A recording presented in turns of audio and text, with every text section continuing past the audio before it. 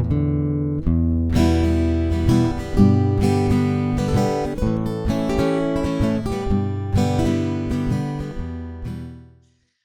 back to Bread and Butter, where we are serving up the basics for Hearthstone improvement. This is episode 139, and as always, I am joined by my co-pilot, Pylet. Pylet, how are you? Doing well. How are you? Pretty fantastic, actually, and I have two amazing guests for us tonight for an amazing topic. First, I'd like to introduce Language Hacker. Language Hacker, how are you? I am okay. How are you? I am apparently better than you, but that's okay. Hopefully, a lively discussion might help cheer you up. And Ron, how about yourself? Ron Mexico is with us. Doing all right. Happy to be here. I always love joining you guys for Bread and Butter.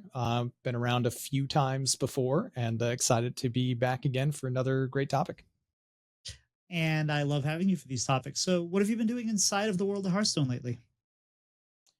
Well, I've been playing a bunch like I usually do, just streaming Hearthstone, and lately it's just been deck rouletting between a few of the decks that I am fine with playing at the moment. So I've been cycling through some Discover Hunter, Farrak Rogue, and Quest Warlock, like literally every player, and then also a little bit of Nebula Shaman. I dabbled briefly with some like cards DK, but got kind of bored of that, so cut that out of the rotation. So pretty much just like 4 decks I'm kind of running through as I just do the yo-yoing in Legend, or right now I guess would be the climb to Legend. So that stuff. Fair enough. How about yourself, Language Hacker? What have you been up to? My experience actually sounds pretty similar outside of the decks themselves, but I've been trying to play some non-cards decks, and it's not as fun. It's still okay when you're not playing like the top decks right now, but it is definitely a bit of a struggle. It's a bold decision. Yeah. I respect it. I mean, I say I play the decks, but I get tilted and then I switch back, and then I'm like, wow, this deck is great. Why wasn't I playing this before? That's so real. That's so real. Yeah. The concept, this will be fun. I can try this out, right? You play a couple games, you're like, oh god. Next game will be different, I'm sure. Yeah. Let me change 2 cards. Next game will be different. Yeah.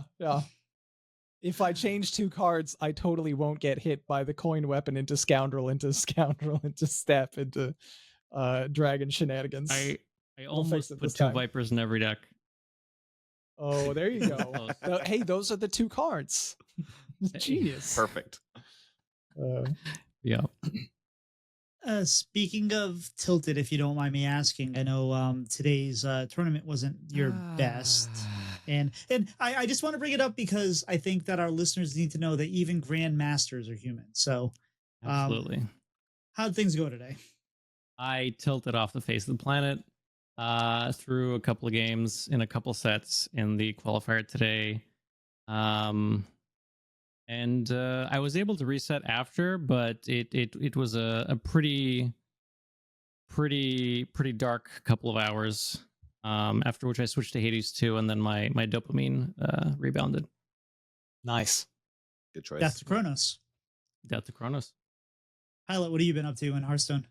I've only gotten in a handful of games this week, just between recordings, with us recording late last time and early this time. But I have gone kind of the opposite way of, I'm like, good decks, whatever. Like, these have decent stats. I hear people talk about them. I'm going to try them on the climb. So I've played a few games of what people are calling Stuff Demon Hunter, which is the Peddler. Spirit Peddler is 6 drop that reduces costs in your hand of a minion in your hand by 6, and just stuff to go around it. And it worked. A lot of games I didn't think it was going to work, and then I somehow won the game. 0 cost Illidar Inquisitors will do that for you. And then as I was preparing for my last CCLS Swiss match this week, I was planning to play against a couple of decks, and I saw that Dragon Warrior was favored into it. I'm like, who is playing Dragon Warrior? What is happening here? And it And so I clicked on the decks, and I saw an Enraged Dragon Warrior that I had been playing that I had no success with. And then there's a low sample size one where it had the Dark Gifts and Dragons for the early game, and then it had Testing Dummy and Inventor Boom, Tortola, Ziliax, and Chemspill for the top end, and Elise because, of course, it has Elise. And that deck was working really well for me, and I was actually having a lot of fun with that. I went 4-1 on ladder, and actually it was my ban. It got banned in my match this morning. So I don't know if that'll continue. I'm really good at having good first days with these decks and really bad day 2 and 3s with these decks, and then I delete them from the client. But I think that's what I'm going to play a lot more of on my climb and see what happens. Sweet. Fantastic. So I was talking with frequent guest World 8 about, I don't even remember, but he had asked me, he said he really enjoyed the show we had last week with Maxibon, or the week before, whatever it was. And then he asked me, he's like, hey, did Max ever make you that hunter, the Rycleaver hunter he said he was going to? And I said, no. So I reached out to Maxibon. I was like, hey, where's my Rycleaver hunter? And he gave me one. And so I played that. I had moderate success with it. In fact, like I said, it's always bad when you start winning with the deck, because then you believe in it. And I was like 13 and 12 with it and having fun. And then a little bit later, I was like at 40% with it. And because I had told them, like, hey, we're actually winning. And then I said, actually, I kind of came to the ground, and it gave me a new version of it, and it hasn't been as good, but it's been fun. I like the concept that we were trying to think about the fact that how do you tutor the weapon? And believe it or not, we do have a weapon tutor, and it is Bargain Bin. So get Bargain Bin down, you're going to get your Rycleaver earlier. So it's been fun. I've really enjoyed it. I've actually believe I've won 3 CCLS matches in a row with Rycleaver Hunter. And in fact, this week, I won my matches this week, and I won with Rycleaver Hunter, and I believe I won the other match with my very, very recommended do not play Bomb Priest. And so basically the whole concept of the deck, I talked about it I think last week, is you have some low to the ground stuff, you have some taunts, and you have like the guy that gives you guys +1/+1 at the end of turn and all that, and you have Explodinator, and you keep bringing the Explodinator back with the things like Rest in Peace, or that brings the guys back, and the Resuscitate, and ideally you have some taunts that are in the way, so they'd have to get through taunts with like your Noyotrons that revive, and meanwhile you're dropping bombs into the bottom of their deck. It's a very bad deck, but I was like, I really want to try to make it. I wanted to try to use Resuscitate in a way that wasn't Protoss Priest, because Protoss Priest can die in a fire. I hate that deck with a passion of the both suns on Tatooine. I just hate Protoss Priest so much, so I love beating it. But I wanted to use Resuscitate in a different way, so that was kind of my goal there, and it was fun. But you can use it in Wilted Priest. Yes, that's what I was doing. But I don't like Wilted Priest either. Oh. So I don't know. Yeah, it is. I tried. Yeah, fair. Hacker, what have you been doing outside of the game? Moving actually to Toronto, closer to the city for work. So a lot of back and forth, lugging stuff around, driving stuff, building IKEA things. Usually first try, but there was a part of the bed that I had to build 3 times, and that happens, and that's okay. A feature, not a bug, I think, when it comes to IKEA. It brought wifey and I closer together. We did not separate after that IKEA trip, nor after the 2 after that. So, but it was probably touch and go for a while. Yeah, it was. That's pretty much the bulk of my last little while trying to figure out moving stuff, but it's been fun, I guess, along with the stress. But I know the drive back and forth to the city has been a lot, so this should be a very positive change for you going forward. Oh yeah, absolutely. Not having to drive into the office is a lot nicer. Being able to just commute in with a subway or whatever is huge quality of life improvement, which is why I initially moved to Toronto like 7-8 years ago, but then I moved away because it wasn't as I mean, I started streaming a lot more and not working, so the need for that had passed, and now it's back. Fair. How about yourself, Mr. Mexico? What have you been up to? Interestingly, Hearthstone streaming lately has prompted me to rethink my life choices, and I've been um, looking into making some major life changes, but I'm not ready to announce them yet at this point. But doing some research on some options, and I might have some big changes coming in the somewhat near future. But for now, in the planning stage of things, so we'll see what happens. All right, fair. And if there are some big streaming announcements, whatever, maybe we can talk to you about it and let give you a outlet to tell the world what's going on. I guess we'll see. Pilot, what have you been doing outside of the game? My other video game time this week has been continuing about. I reached the fourth and final area for that and really dumped a bunch of time into that, I think, on Tuesday. Just had a new place to explore, and it's set up very, very differently than what the first three areas were. I ran into so many times where, because normally for how it's set up, like you hit the major city pretty early when you get into the area, unless you get too distracted. This one is like in the opposite far corner of where you enter the area. So I picked up so many like quest items. And I'm like, I don't know what this is. I'll get the quest later. It'll be fine. So really, really been enjoying that. Probably have a couple more play sessions and that to finish it up. And then today I went to visit my family at the campground because they were doing one of their Halloween weekends and trick or treating. And I felt like I needed to share the story. We have a new set of seasonal campers close by, family with some kids, and this little one was cracking me up because he wanted nothing to do with getting any candy. His older sibling trying to get them to go out and trick or treat. All they wanted to do is pass out candy. Dad finally gets them to go out. About 15 minutes later, kid comes back with dad holding the costume in one hand, and then he starts passing candy out of his bag that he just collected from.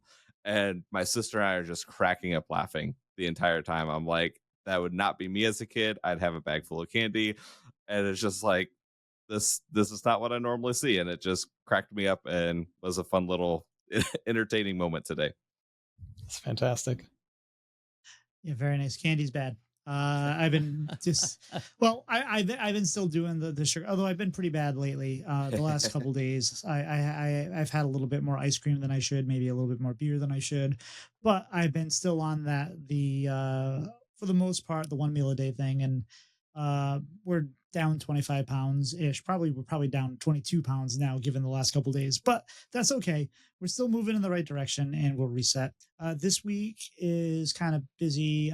Actually, I'm taking Monday through Wednesday off. Well, I'm working from home on Tuesday, but going to the doctors and just general stuff. My wife's birthday on Wednesday, so we're going up to Fun Spot, which is like a video game museum kind of thing where they have like all retro games and like pinball machines and bowling and candlepin bowling and whatnot. So it's kind of a fun little thing, and they have it's up near Lake Winnipesaukee and all that. So it's fun. Outside of that, I've been playing a lot of Hades 2. Well, not a lot, but I've been playing a decent amount. I started up a new game and I actually got pretty far. I got to the first boss on my first run the first time, which is weird for me. I do have God mode on because I'm just not gonna kill myself. I just want to have fun and enjoy the game. But I've actually done really, really well, surprisingly. I've taken down the sisters, the sirens, and I was about a door or two away from uh, Kronos and seeing how that goes. So we're already, I think, about where we were when I was playing the beta. So having fun, enjoying the game. But I think it's time for some news. And Pilot, before we get into the actual news of cards, I think we have a little bit of something we should say. We get some good news this week. Next, so normally we record on Sunday, but today we're recording on Saturday, which is weird. But next week we're going to be recording on Friday, and we're going to be recording at Friday. We're going to be live streaming at 11 p.m. Eastern Standard Time. And the reason why we're going to be doing that is because we actually have some cards to reveal this season. And we're both very excited for the opportunity. We're going to be revealing Druid cards and looking very much forward to that. So thank you, Hearthstone. Thank you, Alkali, for giving us that opportunity. And it should be a lot of fun. And we'll see how that goes. But Pilot, outside of that, what kind of news do we have this week? We have all the neutral cards for the new set. So all of those, like they've been doing the past year or so, they've been revealing all the neutrals first, so that we kind of have an idea once we have to see the class cards of what we might be able to do with everything.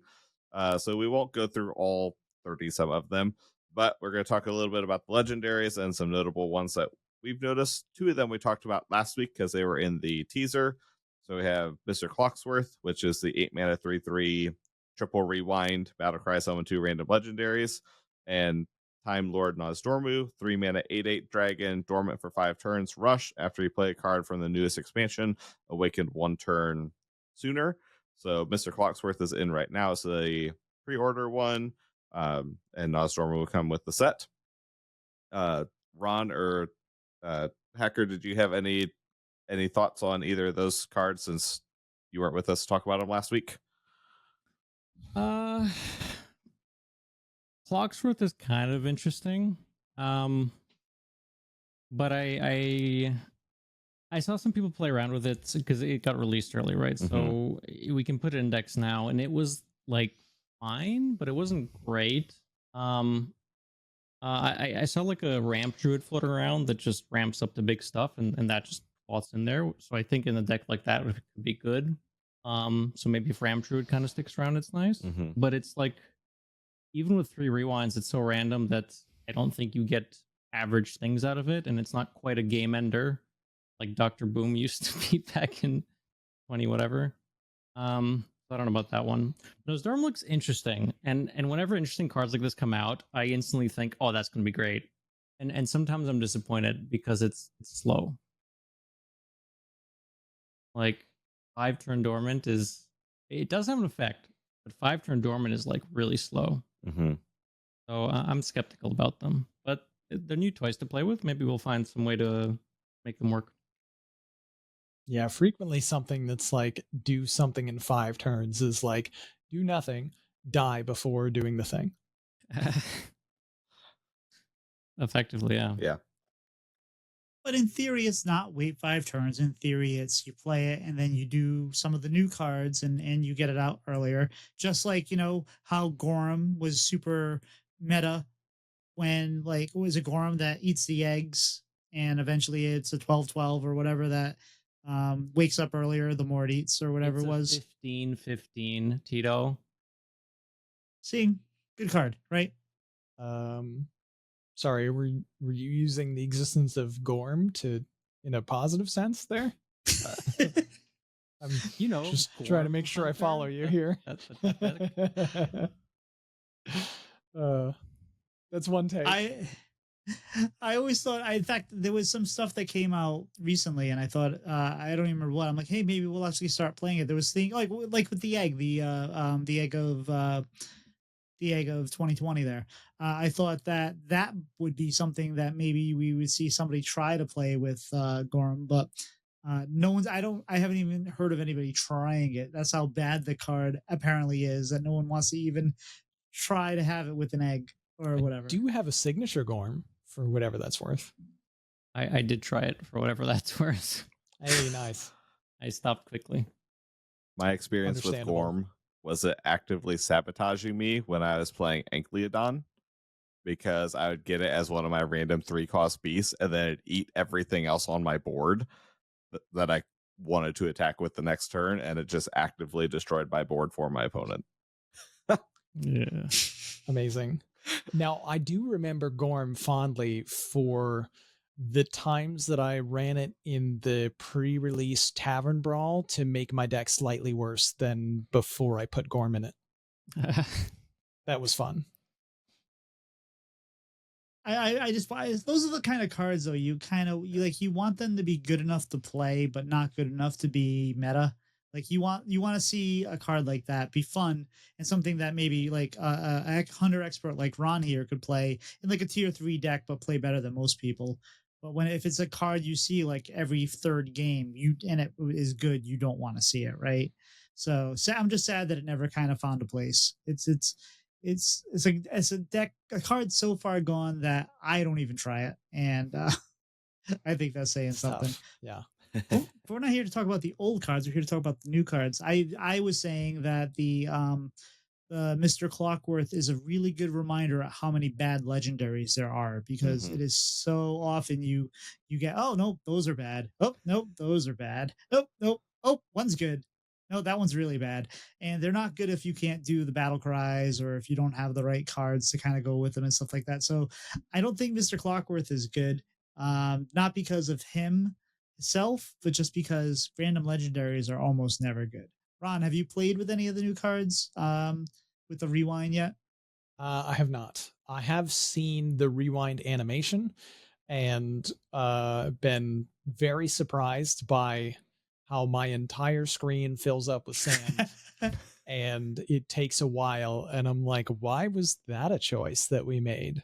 I was a bit surprised by that, and especially with Clockworth doing it 3 times. Like, this is a good way to like maybe time out yourself or your opponent with animations.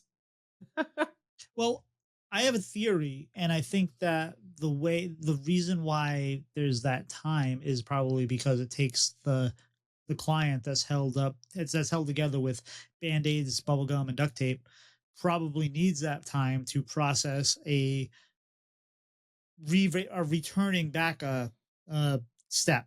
So I think that that's probably just the kind of like mask over, we're going to take a few seconds anyway, so let's have this animation that makes it look like we're going back in time. I could be wrong, but fair enough. Well, that's as good a reason as any. And I mean, it's like clever as a concept, you know, like the sands of time type of like, I get it. That's a fun idea in theory. In practice, I was just kind of baffled, but I mean, you know, it'll probably be fine, right? I think even if it's good, you'd likely not see it in like Master Tour deck just because of how slow it is. And you know how a lot of players in these tournaments, they like wait till like the end of the turn, like oh, they think about their turn, and then as the rope hits, they do like 17 different maneuvers. You can't do that with this. Yes. If you want to play Mr. Clockworth, you better play Mr. Clockworth at the beginning of the turn. Otherwise, you might not get all 3 of your choices. Are you saying you might run out of time? Yeah. Okay. Listen, that was a compulsion. I have to get it out or it will eat me up inside. I don't like it any more than you do. The mics are picking up the size, right? Just check. Yes. Okay. But you would think that with the rewinding of time that we'd actually, it would rewind the rope a little bit as well, right? Oh, God. So it should. Oh, God. Please, no. Don't even introduce that as a concept. And then what happens if you were able to get the battle cry twice? That's 6 rewinds. Oof. Yeah. So Dark Gift of Clockworth. There you go. Oh my God. I will say if you could rewind one of them, I actually think it could be a lot better. Yeah. Because then you could yes. You like, could oh, I decide, rolled okay, the good one. Let me try to roll the other good one. Yeah. I agree. And I like the limited experience I have, the dragon that I forget the name of it, but it's basically a 3-mana dragon. Discover a minion from your deck +2/+2, have rewind. Oh yeah. And that has felt pretty good, honestly. Portal Vanguard, right? Yep. Yeah. So that one has been pretty good. It's a nice little tutor. You could probably be very targeted. I think it'd be pretty good in like an aggro deck, just because, you know, if you have loaded ground cards and you want to find something and like all your stuff is small, yes, it's 3-mana 2/2, but the next thing you're going to have on turn 3 is going to be +2/+2. I think there's potential there. It's a fun card. I like it. But Ron, have any of the other cards in the neutral set stood out to you so far? I got a level with you. I haven't looked at any of them. Fair.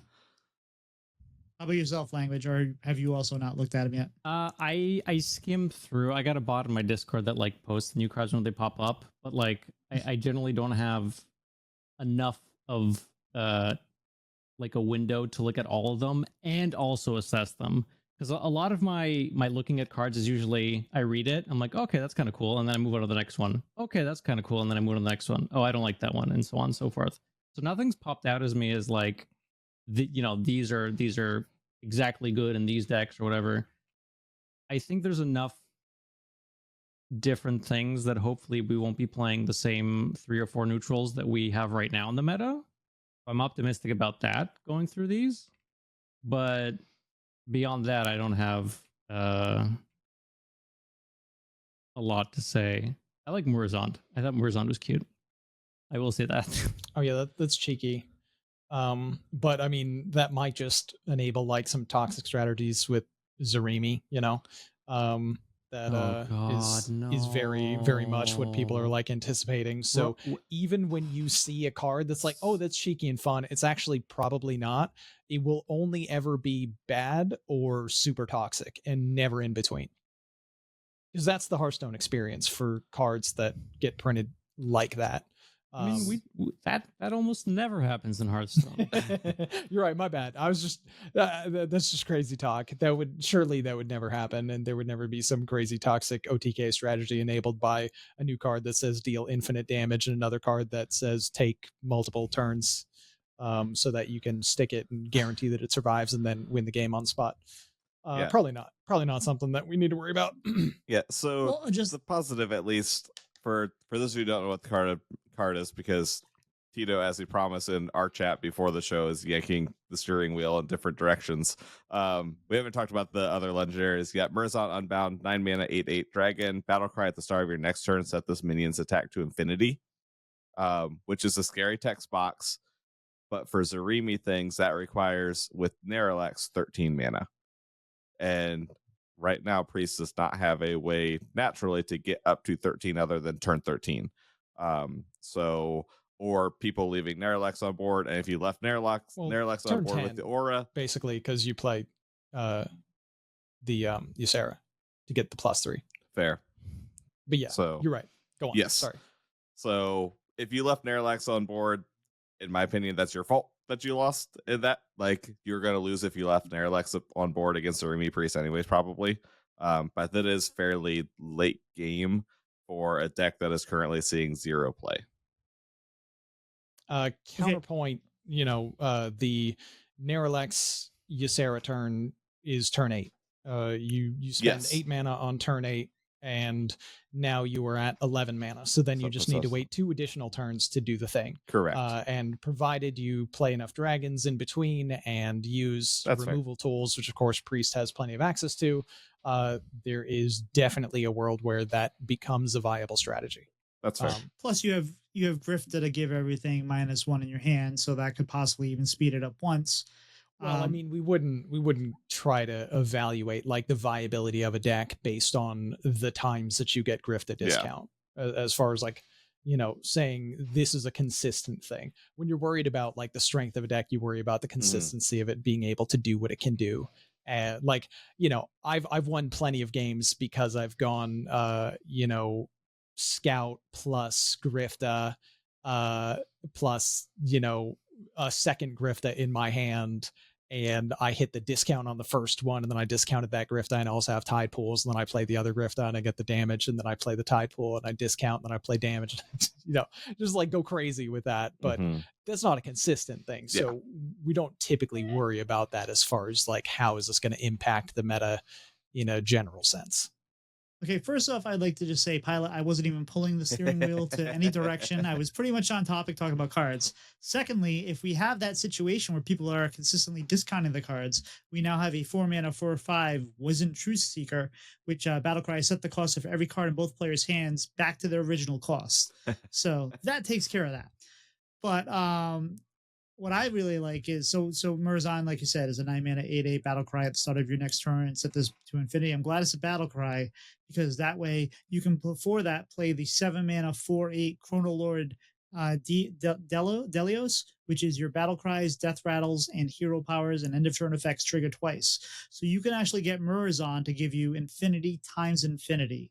Ooh, spicy. Powerful. And we did learn, I'm not sure where, I think I heard this on Coin Concede, is that if you are to Sleet Skater the Murazond, you do, in fact, get infinite armor. What happens when What does that infinite even damage mean? hits infinite armor? Does the game That crash? means, I think that just Probably. means that you can only win with leeches. Yeah, Huh. I suppose. You get I mean, reset unless back you're to bronze dealing 10. infinite damage to the infinite armor, maybe they cancel out and you're just back at like 30 health. Oh, But I think infinity divided by infinity is infinity. So it's a tough question to answer. It depends on how they want to interpret it, because infinity is Oh, boy. infinity. Beats me, man. Yeah, no, I think that into infinity math is some place I don't think I ever expected Hearthstone to get to. I do like the card that I forget the name of it, but that it imprisons something. It makes something dormant for 10,000 years. Yes. Oh my god. 10 out of 10. That's also kind of funny. Yeah, I was thinking, I wonder if there's ever a way that either Demon Hunter can find bounce effects, or alternatively Rogue can just discover or generate that card in Mhm. some way and then just play it and bounce it and play it and bounce it and just lock out your entire board. Yeah, I would love to see the game where somebody actually finds a way to imprison their entire board as the game goes on by bouncing this and continually doing the same thing. I think that could be kind of funny. There Control would be a the grip. cheeky, like, what, 8 mana Master. combo with the silence guy. There's only one neutral silence, right? Just the librarian, yeah. Yeah. Yeah. So that Brewmasters, as Hacker said, and we have seen Silence and Demon Hunter before in class cards. Right. Pylet, did you have any other cards you were interested in? Yeah, so we have one other legendary that I don't think is very good, but at least somewhat interesting. It's Chromie, 6 mana, 4/6, Death Rattle, draw another copy of cards you've played this game. So I feel like, especially once you get to 6 mana, it's probably a little bit too much to, you can obviously what you'll get, and you'll get your second copies of things. But I feel like with it being a death rattle, also it puts it in a little bit of an awkward spot.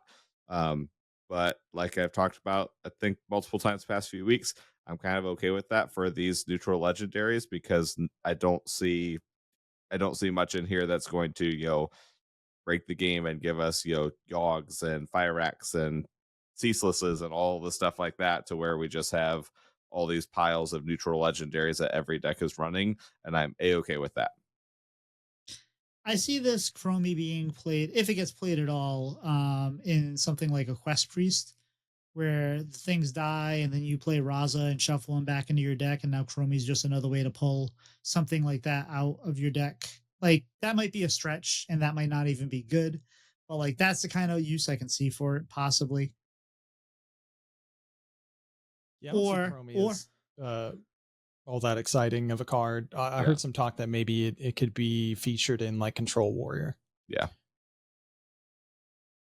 Or it could help out something like an Asteroid Shaman or Incendius or something like that, where, those are one of the cards you'll pull out. But you're not playing those cards. You're not playing the Asteroids in Eruption, so it won't pull them. They're cast when drawn.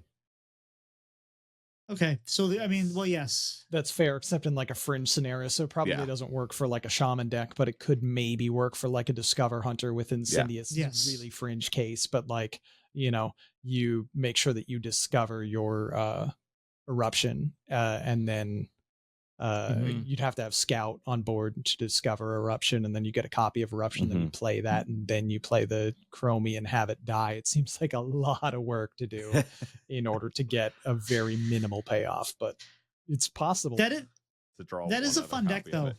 You're saying it can work. So you're telling me there's a chance. 70% of the time it works 100% of the time. Jump through all those But- loops to draw one more eruption because it says another copy of the card, not all copies of the cards. Oh No, dear. you do it. That is you do what it twice says, isn't because it? Yes. I was just thinking it would say all for some reason. I yeah. know. Oof. no, you do it twice because you would have also played Chronolord Delios. No, good. So- And now that I've executed my rare 4-card combo, I am able to do an additional 2 damage to your base and your whole board. Checkmate. I do enjoy the Discover Hunter with Incendius. That was a lot of fun because you draw the you get copies of that the eruptions, and then you play them with the Narimi there, and just get a bunch of them. That was a lot of fun. I don't know if it was good, but it was a lot of fun. So does anybody have any final thoughts on legendaries before we move on to our main topic?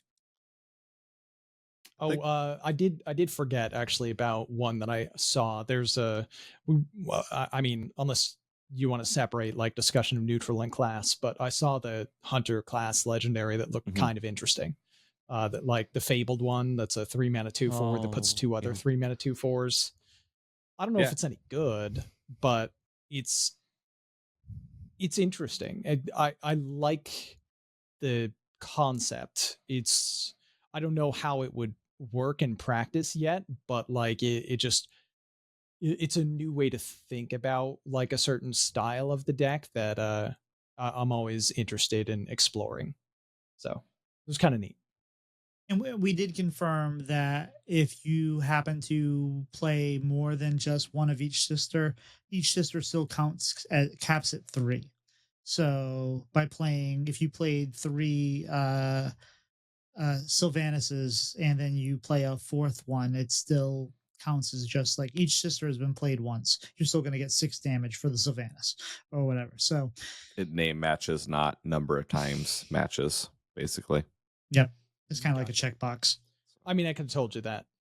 Yeah. Without knowing anything, because there's a general rule of thumb for all Hunter cards, which is if there's a question about which way it's going to work, it will work the way that is less helpful for you than the way that you would want it to work. But Ron, are you at least a little excited for the side quest? Elaborate. I don't know what you're talking about. Pylet, you elaborate because I don't remember it's details. not a new card, so I have to go find it. Because it's a gift card. It's a gift card that's coming out with the upcoming event. Oh, I saw the gift card about the zombies, but the border Yes, of that it one. looked. The border of it concerned me because it wasn't green. So, like, is that a gift card that is only available to some classes and not everyone? Is it It's a neutral. neutral gift, or it's a neutral It's gift? Okay. it's a neutral side quest. Yeah, I did not know, and I was confused and slightly anxious because I was like, if that's not available to Hunter, my brain might implode. So the fact that it is available to Hunter does spark a little bit of joy in me because I used to love crafting zombies. It's not really good at this stage of Hearthstone's history. Like there was a brief time where Deathstalker Rexar came back into standard and it was absolutely garbage. You could not play it at all. But this card says that the custom zombies that you craft gets a discount, which is always very significant in Hearthstone when it comes to just mana cheating in general. Whether the card itself will be worth playing, whatever it takes to achieve that, and then set up and the massive pool of potential minions that could range from very good to very bad, who knows? But it's another interesting one that, again, I'm intrigued and I'd like to explore the possibilities with. Fair enough. Anybody else with final thoughts before we move on to our main topic? Yeah, I think go ahead, Hacker. No, you go ahead. I think as far as non-legendaries go, like a couple of things that stood out to me. One, they're kind of all over, which again, I think is fine because they're either going to be really niche or, filler, or there's a lot of arena looking cards in this neutral set, which again I think is fine. They do a lot of interesting stat lines. There's a 3-mana 4/9 that takes double damage from all sources. So just throwing stuff out there to where it's not, probably won't break the game, but at least gives you something to where you've got to weigh the upside and downside. The Creature of Madness pool gets a lot more awkward with this set. There's a lot of really weird 3-drops in this neutral set that might weaken that card a little bit, hopefully. There's a lot of Dormant. I think my favorite one that they release is one that should not see play this set, but I love the flavor. Misplaced Pyromancer, 3-mana 4/3. Whenever you shatter a card, deal 2 damage to all enemy minions. Shatter being bold as a keyword. We don't know what shatter is yet. I love the flavor of this card. Just putting a future keyword in this with Misplaced Pyromancer, perfect. Yeah, that's pretty funny. What were your thoughts, Hacker? Touching like more on the Fabled stuff, I think that concept of adding extra deck slots, not extra deck slots, extra slots in your deck that are locked in for a legendary like that, I think is kind of interesting. Particularly, I mean, using the Hunter one as an example, the fact that you have 3 cards that have relatively useful effects, I think, or I would think, decreases the inconsistency of, oh, it's a one of legendary in a 30 card deck, but you have like more cards that kind of support each other. It does add a sense of consistency, which is nice. And I'm curious how they're going to add other Fabled cards as well. Is that I think that's a way to make the game kind of more consistent, but hopefully not in an overly negative way, like the Infinite Dragon combo. Yes. Well, I will say it is pretty funny. I saw I think a Zeddy post recently that was like next level trolling when he said that Fabled has already been released and put a picture of Neralex with Ysera and Farak. Yes. It's like, damn, that's good. I like, so with the Fabled, I like Fabled because we just had an episode talking about how it really sucked for quests where like you have support cards for the quest or whatever, and if the quest doesn't hit, half your cards that you got for that set probably are useless. Where with Fabled, it's like, well, if you don't end up playing that legendary, it's probably just the one card, even though it's 3 cards, it's the one card. So I really, really like the concept. Yep. I also like that. Speaking of the Dragon slot package, Ysera and what Farak, that doesn't feel like we're in this neutral set. It feels like there might be a couple cards we see that maybe we don't like the play patterns. Maybe Zarimi Please with Mirrors on, probably not great. Something's going to probably find Chrono Lord, a way to kind of to mess with that, and maybe we're going to see that a lot. But it doesn't feel like we're going to see Chrono Lord or Murzon or Kuromi or whatever in every deck. It's not going to be that kind of neutral set, at least at first glance. So I kind of like that, because that's where I think a lot of us get frustrated with Hearthstone is, hey, we're seeing the same 3 cards no matter what deck you played. Hey, look, I died to Sire Denathrius against a Shaman. I died to Sire Denathrius versus a Rogue. Oh, I died to Sire Denathrius versus a Mage. It was kind of like it didn't matter because you kept dying to the same thing or whatever. Or you're playing a deck and every deck is like, well, how do you win? Well, I play Sire Denathrius at the end and I win. That's not here. So hopefully it means that we're moving in a direction where classes will have their own unique lethalities or multiple ways to kill you that aren't just the same package that is neutral and everything. And that's what I'm kind of hoping for. Respect for the Nathria callback. Thank you. I'm still traumatized, I think, maybe. I don't know. It sounded like it. Pylet, what is our main topic tonight? It depends is our main topic. So we're going to talk a lot about deciding what cards to play and decisions that we make through the game. Especially focusing a lot on when you have multiple cards in hand that you could play and figuring out what the best option is for certain scenarios.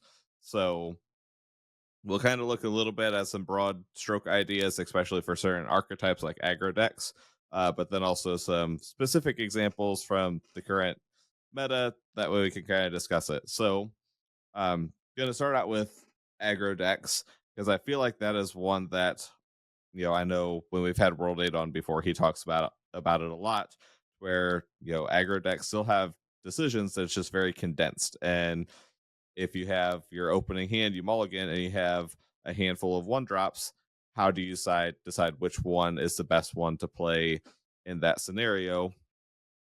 Current meta deck that came to mind for me is Pain Demon Hunter. It has a ton of 1-drops in the deck.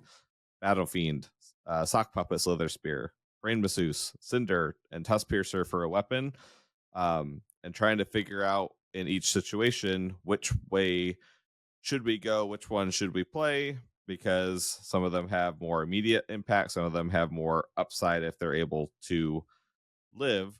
So, Ron, what are you kind of looking at to kind of make those decisions when you're picking which aggressive card to play first? So this will, of course, be a significant theme of the night, because it is very context dependent on what you're going to do, the matchup that you find yourself in, whether or not, let's say you're playing in a tournament or on ladder. If you're playing in a tournament, you might know what cards are in your opponent's deck and exactly what archetype you're facing. If you're playing on ladder, maybe you don't know yet what kind of archetype your opponent is, and there's multiple different question marks. As a general thing, though, when you're playing an aggro deck, you want to go fast.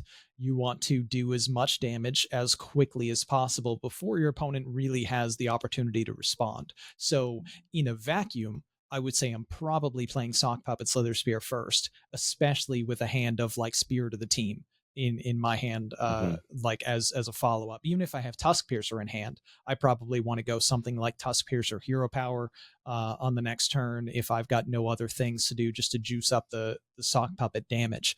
But that's kind of the Sock Puppet represents 1 damage on board on your opponent's turn and potentially a lot of damage on your turn. So you want to make sure that that minion sticks and pushes as much damage as quickly as it can before they deal with it, because it's going to send off alarm bells for your opponent. They got to deal with this right now because of the threat that it represents if you're able to boost up your attack power. That could easily change based on the matchup that you're in, what you think your opponent might have, how likely it is that they're going to have like 2 mana to remove the thing, or maybe if you're in like a different kind of matchup where you need to fight a little bit harder for board presence rather than the immediate early chip damage, to where you're looking instead to develop things that might have a bigger body. But so much will change based on your analysis of what you're facing from your opponent. Do I know their deck? Do I know their archetype? Do I have a good idea of what they're going to be playing? Do I know what my macro game plan is, where I need to just like race, go fast damage right now? Or do I need to build up a board and make sure that it's sticky and just incremental type stuff? All of that changes. So it's part of what I really like about aggro decks, because here it is, turn 1, and you have what might be a game deciding decision, or at least a game shaping decision already presented to you. Even though you're only spending 1 mana and deciding on 1 card, that decision is extremely important. And if you get it wrong, often it's extremely punishing, but rewarding if you get it right. And just what you said right there, you gave us a lot of examples of, hey, if I'm playing Slither Spear, if I have a Tusk Piercer, or I have Spirit of the Team, whatnot. If you have a Sock Puppet and a Brain Masseuse, and you don't have Tusk Piercer and you don't have Spirit of the Team, you're probably playing Brain Masseuse. Probably, because the 1/2 is going to basically just be a 2/2 at best most of the time, with my likely follow-up of play another 1-drop and hero power, or even just 1-drop and 1-drop, or maybe I top deck a 2, and if the 2 is Spirit of the Team, then I'm disappointed that I didn't play Slither. But if it's pretty much anything else, I'm like, I kind of wish that I had played that 2-3 already. So yeah, absolutely. The context of your hand is another thing that will impact your decision, not just, of course, the game state and what you think you're up against. And I have another thought, but before I do, Hacker, what are your thoughts on that? From an aggro player perspective, I don't quite have as much to add, but I will say that what Ron was saying still makes sense to me when I apply these decisions in a different sort of archetype. And I think the commonality between the two is you're trying to effectively paint a story of a few turns, and you don't know what that story is, but you have an idea of what that story could be. And you try to think of what influences that, cards in your deck, cards in your opponent's deck, and an ideal sort of scenario. It's effectively a very big flowchart, but it's not one you can necessarily copy paste for every game. Yep. So you got to think ahead at least a turn or two to understand how this game or matchup is supposed to be going, and base your decisions based off of that. How you will think you win, or how you think you won't lose, depending on what you're doing. And even on top of that, I think like, so you gave us all those great scenarios, the of what they could be, Ron, but like, does it change if like you think your opponent's playing a quest deck because they're taking turn one off? So instead of playing something, maybe I am playing the Brahma Zeus because I know I have that extra turn, and then that's going to be that much more chip damage I can get in earlier, or whatever, depending on what I have. Like, that's another those what do I think my opponent is going to do, not just what their deck is, but what are they going to do the first couple turns? If you think they're going to take the first turn off, that's an opportunity to be really aggressive. Yeah, absolutely. I mean, it again is going to vary pretty significantly on what your hand looks like too, because a lot of the time, especially for the early turns, you need to not only plot out like what your ideal scenario might be for like the putting yourself in the best position possible for, maximizing your successes, but it also has to do with, what are my next turns going to look like, and will planning for a best case scenario put me in a compromising position if I don't hit that best case scenario. Like in general, I want to make sure that I have available plays to make that efficiently spend mana, especially in the early game with an aggro deck like Pain Demon Hunter or something.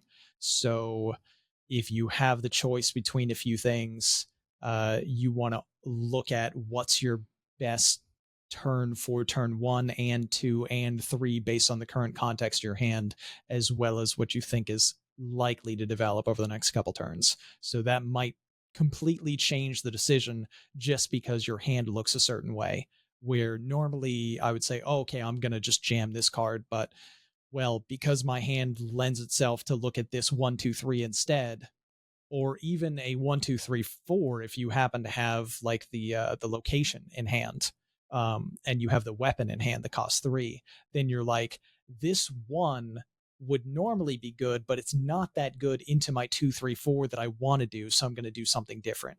Mm-hmm. So do you think that, so you mostly play at a high level, so you see a lot of mostly high level play, but I'm sure you see some kind of stuff when you climb the ladder and stuff like that. Are there mistakes you think that people often make on these decisions? Because I think we'll talk about it later, but there's like, when you have these 1s and 2 drops that you have these choices from, do you think people get tunnel visioned on certain things, or maybe don't see things as objectively because of how they expect it to play out? Like, did people always try to play Creature of Madness into the 3 drop, but that might not be the play in something? Because like, what kind of mistakes do you think people make when they're trying to make these decisions? Oh, I mean, I think mistakes are made constantly on nearly every turn and nearly every game. I'm definitely not exempt from that. It's there's so many branching decisions that happen with different things that you do in a game like this, and every decision compounds its impact on each subsequent turn with like what you did and what you decided to do. even though they're often like just prescribed things like, oh, well, you know, I have the 1 and the 2 and the 3, so I'm going to do this. There aren't really other options. There's plenty of other situations where there are a few different decisions you could choose to go with, especially if you say happen to be on the coin. And when do you use that? At which point in, you know, which situation based on the context of your hand are you going to do that? Um, and it's really hard to get correct. I don't, and I don't have a good way to evaluate what is actually like the most correct decision and what's not. You hear a lot of high level players talk about when they like review their turns. You know, this was the correct decision or this was the thing to do, because plenty of people believe that there is a correct decision to make and they want to find that decision or what's, you know, the best possible choice that you can make in this scenario. But it's hard to know what that is, and you can often figure that out with benefit of hindsight, but even then sometimes that's clouded by the fact that, well, if you had done this differently based on what happened later, sure, you would have won, but that also changed the entire game and maybe what happened later wouldn't have happened. So how can you truly evaluate it? Like I've played probably hundreds of games now of the Leech Death Knight, and if it's turn 2 and my opponent didn't do anything, I still struggle to understand, do I play the Dreadhound or do I play the Infested Breath? And like both of them feel solid to me, but I don't know, like,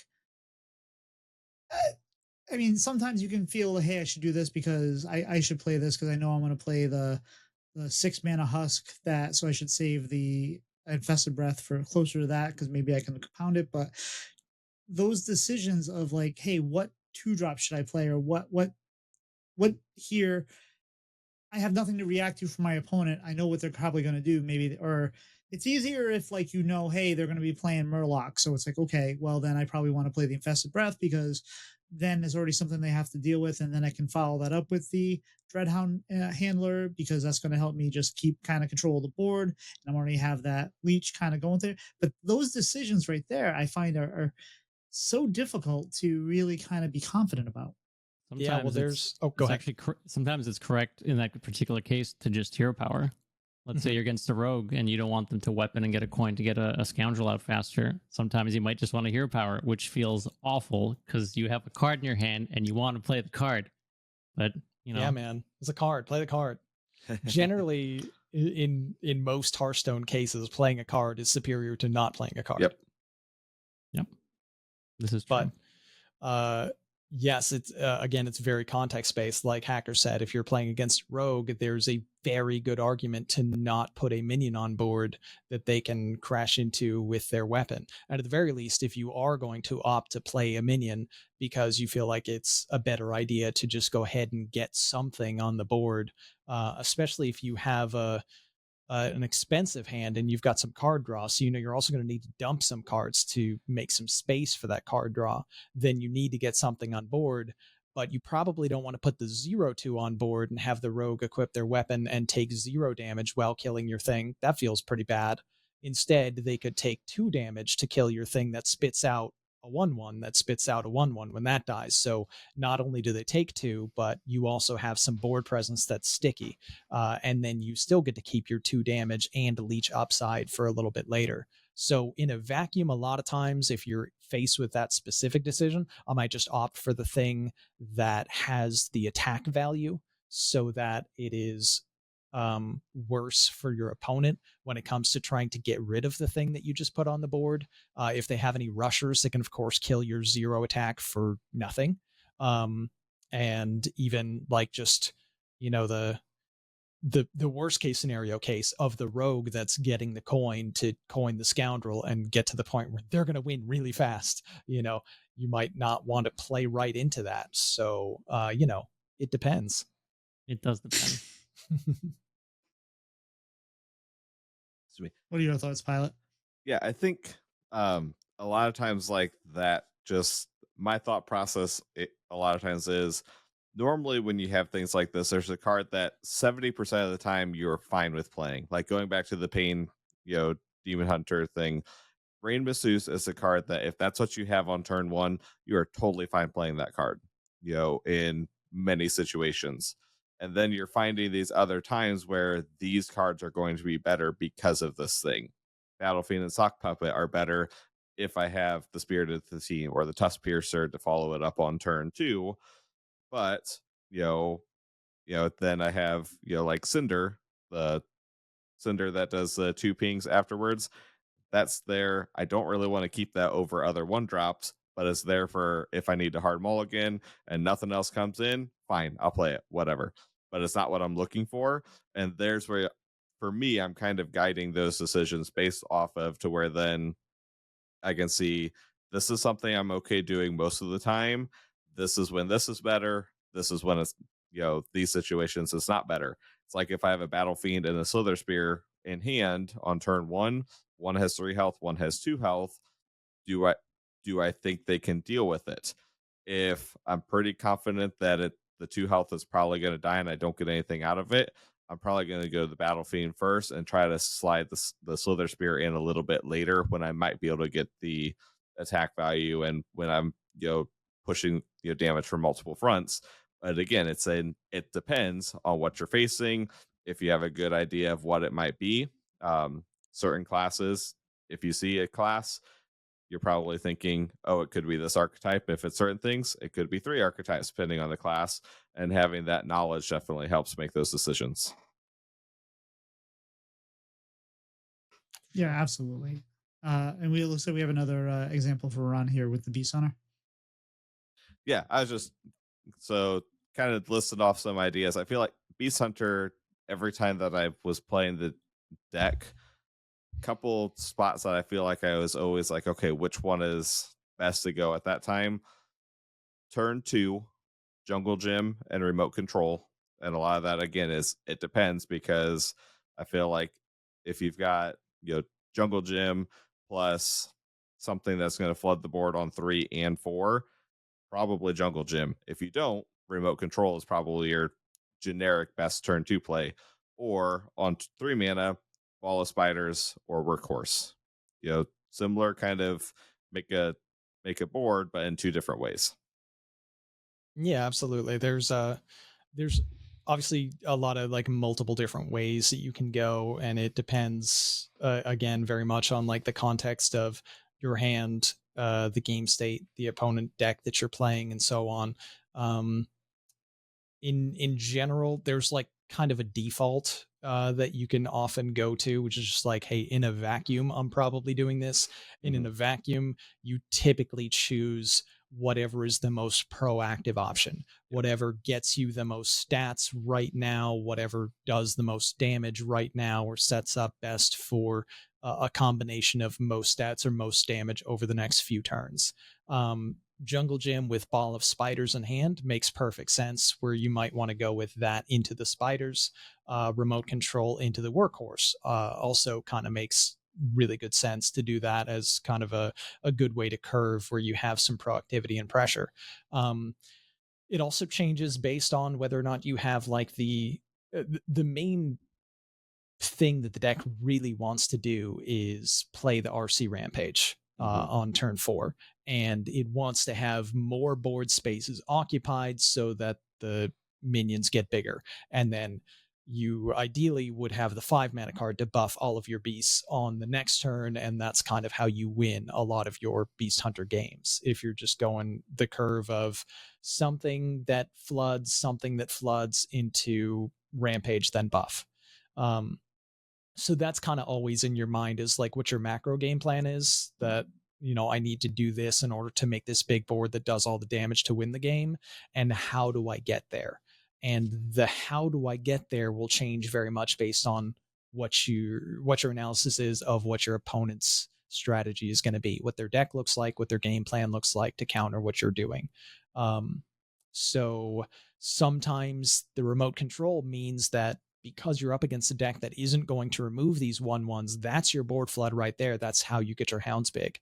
And sometimes a Jungle Gym is superior because that's an unremovable board space, except in the rare event that they're playing like the Demolition Renovator, which is not exactly that good of a card for them to just be playing on like turn 3 or something to blow up your location, but could be something to keep in mind.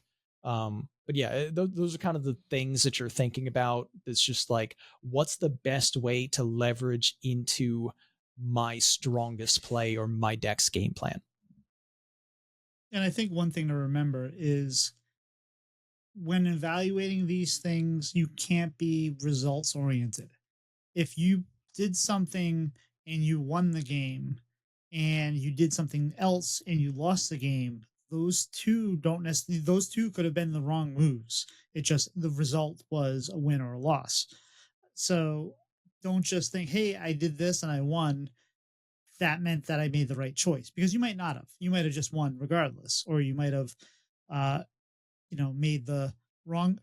You might have made a different choice and lost or won, and it's just like, well, you can't always just rely on results. You have to think about like the overall, why did I make the decision I made, and could I have made better choices? That's when you can, even reviewing wins, when you do replays, you can still see mistakes. I have, like I said, I've done some coachings with Language Hacker, and there have been times when I've been like, oh wow, look, I made these great plays and all that. He's like, no, I would have. Why did you do that? You should have done this. Like, oh, Did you lay into him? yeah. Hacker? I didn't lay into him, but things worked out. It's great. We saw a way that the deck wins, but also it was a less consistent line in some cases, and it's still fine. You don't always have to go for the consistent line, but based on the situation, you're aiming for consistency, unless you get to corner cases where you're like, well, I'm not winning this game on average, so I need to do something crazy. Yeah. Yeah. Now, kind of switching over, Hacker, I think more towards your side of the matchups. Control also has a lot of similar things, especially I think when deciding what board clears to play. So a couple of things that came to mind, like our Corpse Explosion compared to Wild Pyro and Poison. For Warrior, if you're playing Brawl, or if you're doing Hostile Invader with the Spell Burst. And also some of these lead into, I have this that is always going to full clear the board. This is going to mainly clear the board. And when are you fine with, I'm okay with the partial clear here because it sets me up better to save this for later because I know that they might have whatever else. I think that that's something that a lot of people struggle with when they're learning Control, because they think Control and they're like, I need to remove stuff so that I win. And then they use everything that they use all their tools way too quickly. And now the dangerous board comes out and they don't have anything left. It is a very interesting consideration. So it's I'm going to start with it depends.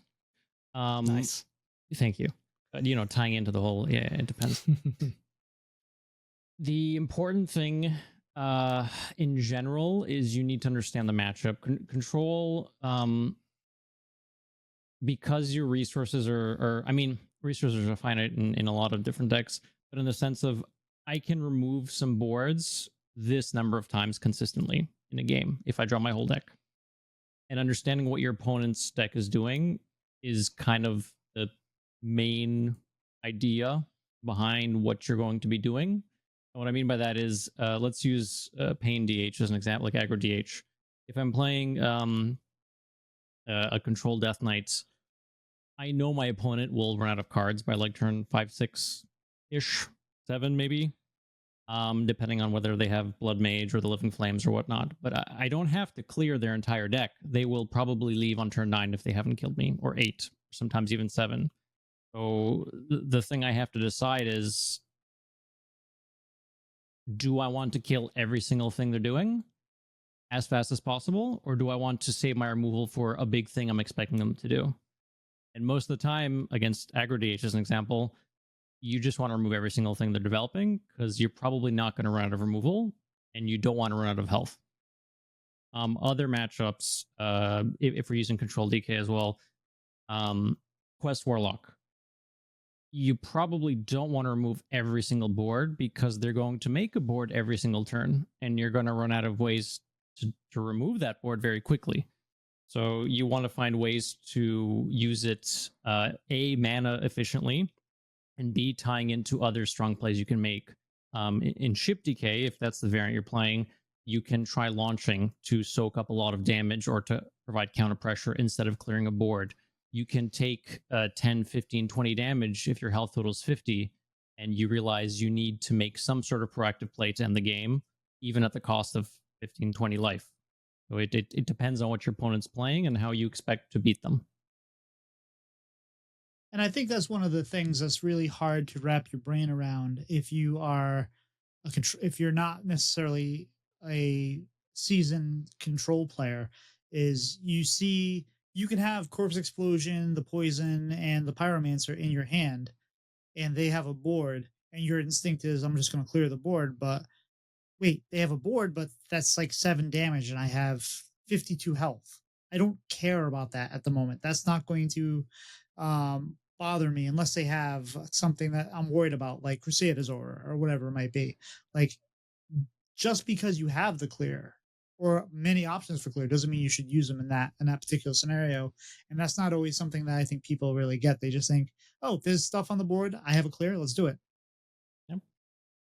Pretty much. And sometimes that's you have to consider long term, if there is a long term. It's very much a challenge to switch up styles of play if you have a preferred style that you often go to, and then you wind up, outside of your comfort zone with a different type of deck, because the style of gameplay should also shift to better support, the type of deck that you're playing. So you might be itching to be proactive, but if you're playing a control Death Knight deck, then you're not often going to have the opportunity to be all that proactive in the game, especially if you're facing, some kind of aggro deck, and you definitely need to know what type of deck that you're facing, because sometimes it makes the most sense just get rid of their stuff, and other times it's like, no, I can weather the storm of this because there's one big swing turn that I need to plan for, and just play accordingly. Sometimes the aggro DH just leaves on turn 5 because the aggro DH needs to understand the matchup too and say, there might be a certain point where it's like, okay, if they have corpse explosion, I lose. If they don't, I win. That's how this goes. So Here it is, turn 5. They either have it or they don't. It's a bad idea for me to try to play around it because then I sacrifice damage and give them time to get to a point where they can win. I need to go all in right now and say, you didn't draw one of your 2 corpse explosions in the top 9 cards of your deck. Oh, you did? Concede. Yeah. There's a... Sorry, I'm going to forget it. I want to build off of the point where you said, depending on what kind of play style you have and what deck you're kind of playing. I was playing Ship DK in the qualifiers today, and I passed for like 3 or 4 turns, and I was against a matchup that I could just outvalue them. I could remove every single thing in their deck, and then I would win the game. I have Kill Jaden, and then I'll eventually win, or I just launch a ship at some point, and then that'll get me there. But I drew all of my removal tools. My opponent did not develop enough things that I deemed removable, and I had a Kill Jaden sitting in my hand. And I thought, you know what? I can just slam this on 7. It'll be fine because it's tempo. But I lost access to a lot of really good cards in my deck, and I put myself at the mercy of some random demons. They were able to bob it. They copied the Kill Jaden as well, and it basically came down to coin flips and demons instead of me having a very consistent long-term game plan because I saw a green card and I wanted to play it, and that's. I feel that. Yeah, that happens, and that's fine. Yep. That's you need to look at that and be like, yeah, okay, fair enough. And on the flip side, I did the same. I had a very similar game to that where I had Kill Jaden in hand, but I decided, hey, I'm going to just wait a little bit longer because I haven't drawn my good cards yet and I have more cards to do. But in that particular scenario, I should have just played Kill Jaden because they were playing the Mill Rogue. The Mill Warlock. And the way you beat Mill Warlock is you play Kill Jaden and then the game's over. So I had screwed that up, and fine, whatever. But I think the other thing too, the flip side of what we just talked about is like, hey, how do you decide, like, if I clear, if I don't clear, and all that? Sometimes you have to use your removal, or say your mass removal, like on one card or two cards, because if you don't, they're just going to snowball and win. Like if you're down to like 14 health and they have a slither spear to stick with the sock puppet slither spear to stick with the aggro DH, and you don't have anything on board to contest it, if you don't get rid of that, they can possibly play enough cards the next turn to kill you. So in that case, you may have to play your pyromancer poison on one minion, and that feels bad, but you have to kind of evaluate each situation on its own. Yeah, absolutely. I think that part is a little bit less of an interesting decision point that you're faced with, because it's more like I'm picturing the scenarios where I lose on the spot and trying to assess how likely that is based on how many cards they've drawn, how many cards I have in hand, my life total right now. The things that really interest me are more like when you opt for a partial board clear when you have a full clear available. It's not something that I feel overly confident in, but it's part of the aspect of players' games that I really admire. Like, I know Hacker's pretty good at control as a style of play, and it often feels like you're on this really dangerous tightrope in certain control matchups where you need to figure out exactly what's right in this situation. I can almost die but not die, and then like weather this storm of this one thing so that I can then do the better clear on the next board that they make because I didn't have enough and I kind of stabilize, like all that stuff. It just kind of wraps up into this really interesting I don't know, back and forth where you're like balancing on a knife's edge or something, and it's like one tiny little mistake, and I die where in like 2 turns I go from 1 health to 35, and the game's completely over. But I gotta do this thing now so I can do that thing later. But don't be wrong. Go ahead, please, Cyber. Go ahead. This whole "it depends" thing is, in one sense, it's very helpful because decisions aren't that clear 100% of the time, or 90% of the time, or whatever percentage you want to throw out there. A lot of the time is you have to like sit down and think about it. And a very good example of how do I win this matchup, Egg Warlock against like Ship DK. Yeah, you have Pyro Poison and you have the Corpse Explosions.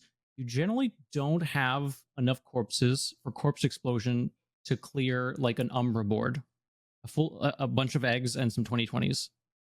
So one of the ways you can win that matchup is survive till the point where they have to play Umbra, because you've dealt with their first set of eggs or whatever. And then to clear that board, you have to go like Corpse Explosion to soften up all of the eggs, and then go Pyro Poison to clear the rest of it if you don't have Ceaseless, which is like 2 full board clears on 9 mana, and you have to plan for that in advance. And that's hard to think about on turn 6 where you're like, I could probably play a Poison Breath, like to kill this 2020. I don't know. It's only 20 damage. It's fine. It's only 20 damage. It's fine, right? Yeah. Oh God. Yeah. And it's again one of those things that we've talked about in the past as well, is if they have it, they have it. Whatever, if like they have their win condition, you have to like, sometimes you still try to react. I think sometimes people, including myself, still try to react to, well, if they're going to have this, how am I going to deal with it? Whereas like if they have it, you're just dead. So you have to play like they don't have it, because if they have it, they're dead, whatever. So reacting to them having it is not going to change things. So you need to say, well, let's assume they don't have it. What's going to win me this game? And you have to make decisions based on that. Like if they're possibly going to play Umbra that turn and have a full board of 2020s or whatever because they made it work, or 2020s plus like 3 eggs or whatever it is, then you just lost. So what happens if you react to that and you're still going to lose? So how can you take advantage of that and say, well, maybe they don't have it. How do I win in this situation? Yeah, Yeah. a good point to explore, and also an interesting trap to fall into if you don't have enough reps in the games Mhm. to be able to like properly identify that situation, because you can beat certain scenarios that aren't a if they have it scenario. So it's difficult to try to be able to get to that point where you can identify that this is one of those situations where if they have XYZ card, I lose the game. So I no longer care about that being a possibility to plan for, because they might have something that approximates that, like maybe 50 to 60% of the time, and you could have prepared for that instead. So there's also some different tightropes to walk depending on the situation. But as long as you have like the kind of game knowledge and matchup knowledge that's necessary to make that analysis, you can feel a lot more confident about whether or not you're making the correct choice when faced with that type of situation. Is this the time where I go all in because if they have this card, I lose? Or is this the time to maybe hedge my bets, take maybe some half measures, because it creates more flexibility for me for more different scenarios? And that's something that really you just improve with more games. Yeah. Don't be afraid to lose either. Like if you Mhm. lose, and there's a lot of decks in the past that have been like, oh, this deck's so hard. There's like 57 ways you can lose. Well, yeah, but if you can, get to the point where you understand how your deck loses and try to not do that in the future, that's how you learn. You're not going to know every interaction. You're not going to know every, I'm going to need these 3 cards to deal with their late game scenario. It's when you take a loss, if you have time and you want to improve, think about that game for like 10 seconds. What happened? Did I do, did I mill 3 cards? Did I give my opponent a chance to mill 1 card because I had 9 cards in a conflagrate and I'm running a very specific 8 card combo? Things to consider. And don't just think about how you lost in that last turn, because that's not where you probably won or lost the game. That's probably where it happened. It's like try to pinpoint where you lost the game. Maybe it was turn 4, maybe it was turn 3, maybe it was, even if it was a 22 turn game, you might have lost that on turn 4 because of the decision you made. And it's hard to pin that. That is a very, very difficult thing. And in fact, it's even kind of funny. Like, so I did say how Hacker kind of would give me grief about, hey, why'd you do this? This is stupid. There's also been the flip side where we're reviewing a game and he starts off, he's like, you did this, I hated this. And then he's like, well, we talk about it a little bit. He's like, no, okay, that was the right play. And it's funny how, like, just thinking about how thinking about the scenario and why you did something what you did, if you can justify why you did it and it made sense, and you can't think of a reason why something else would be there, maybe you did make the right play even if it didn't work out. Yeah, as long as you have some good amount of reasoning to justify the decision that you made, whether or not it was the correct decision, at least you have a thought process that you can deconstruct and kind of look at after the game is over and try to evaluate whether that is the correct thought process or not, and whether that's the right like line of thinking to take when it comes to that decision that you approached, because that leads you to more ways that you can kind of analyze and develop and improve. Similarly to like when you say like it's important to identify that, oh, this is the all-in moment, or if they have it, or whatever the case might be. It's sort of like asking, how do I lose, which is a very important thing to ask in many games. How do I lose this game? What's equally important, maybe even more so in a lot of scenarios, is how do I win? And you just need to identify those points, like Hacker was saying earlier, where there's just like there might be the type of deck that you're playing, and it's XYZ things need to happen, or you might be planning for like this kind of failure scenario, but instead you could try to plan for, this is the best case scenario. Okay, I probably only win this game if I draw this card into this card that sets up this thing, and then I have a lethal over 2 turns or 1 turn, and in every other scenario that I picture, I don't know, maybe you're like Doctor Strange, looking at all the possible futures for the fight against Thanos. And this is your game right now where your opponent just did everything that you didn't want them to do and your back is against the wall. Well, you need to stop planning for how to not lose because everything is leading you towards the loss. But there's that 1% future where you win, and it's when you high roll into high roll into high roll. So look for that and do it. And maybe you'll do it one time, but trying to go for that is going to be better than every other option that just says, okay, I lose a little bit slower and then I lose a little bit slower and then I get completely blown out of this game, but it took 5 more turns for them to beat me. And that's something I do try to like. I don't like to concede unless I'm better at it now. I will concede a lost game. Well, look at what you have in your deck. If you are down and you see that I only have, I don't know, a Dreadhound Handler and a Infested Breath in my deck left, and they have Ziliax and whatever on board. Yeah, you lost. Just move on. But look at your deck and say, is there anything that can possibly give me an out? Yeah. There is a thing. This has a generation. Maybe I can generate this. Maybe, and it's probably a long shot, but look at it. It's funny that what you were talking about earlier. I went through a phase where I felt like I always kind of just never went in if I didn't have lethal and I was paying the price for it. So then I said, you know what? I'm going to be more aggressive, and even if I don't have lethal, I'm going to get them down to like 2 or 3 health if that makes sense, to spend my resources and not wait too long. And during that phase when I'm trying to be more aggressive, I would get them down to 2 or 3 health, and then they would make a swing turn and they'd be at like 30 health again, and I'd have no board and no cards. And it was like, well, maybe I'm making the wrong decisions.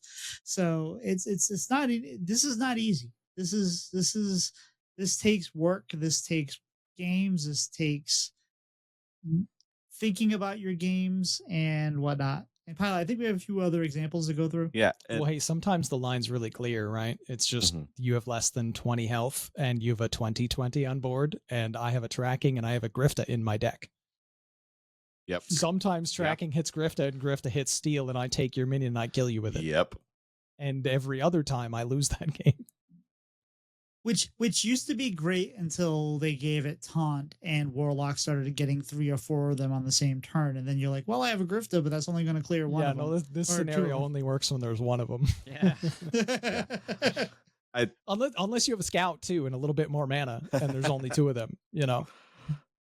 Yeah, I do think one thing that I was thinking of is sometimes you find yourselves in these spots where the weird choice is the correct choice.